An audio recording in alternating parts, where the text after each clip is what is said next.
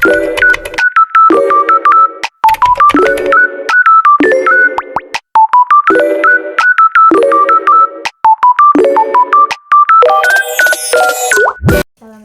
selamat siang Kak. Waalaikumsalam, selamat siang.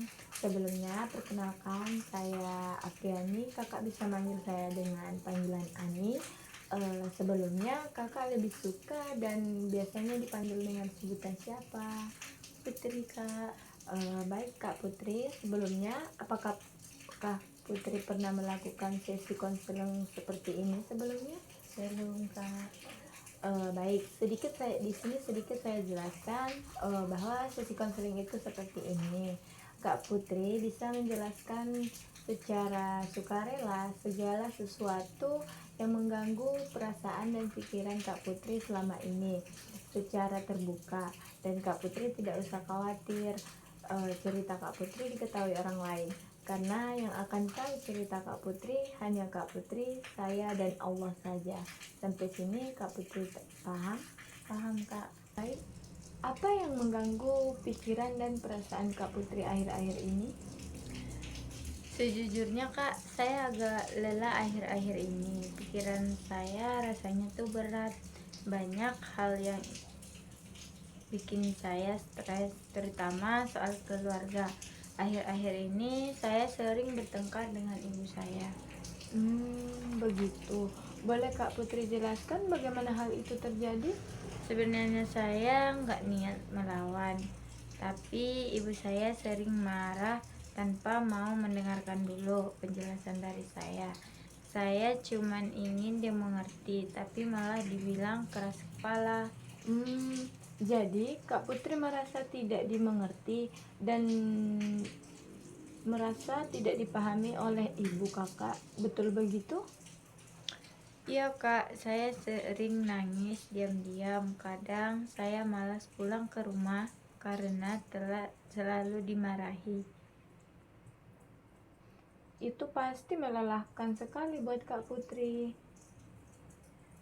Iya Kak, kadang saya iri melihat teman-teman saya yang bisa curhat sama ibunya. Kalau saya coba cerita malah dibilang manja. Dulu waktu kecil ibu sering mengajak jalan dan ngobrol, tapi sejak saya SMA ibu sibuk dan kalau saya ngomong malah dimarahin. Saya jadi pendiam Kak, tapi dalam hati saya penuh banget. Kadang saya juga menyalahin diri sendiri. Mungkin saya anak yang gak bisa buat orang tua bangga. Kak Putri merasa seperti gagal ya di mata ibu. Iya Kak, saya sudah berusaha sungguh-sungguh, tapi kalau nilainya nggak sesuai harapan, ibu malah marah. Kadang saya capek banget, tapi saya nggak bisa cerita ke siapa-siapa, takut dibilang lebay. Jadi dari yang Kak Putri ceritakan, tampaknya Kak Putri sedang tertekan untuk selalu menjadi anak yang sempurna. Apakah itu benar? Iya Kak, betul banget. Saya seperti kehilangan arah, nggak tahu harus gimana lagi. Kalau Kak Putri boleh memilih langkah kecil yang bisa dilakukan untuk memperbaiki hubungan itu, kira-kira apa yang Kak Putri mau lakukan atau coba dulu? Mungkin saya harus belajar ngomong dengan lebih tenang dulu Kak.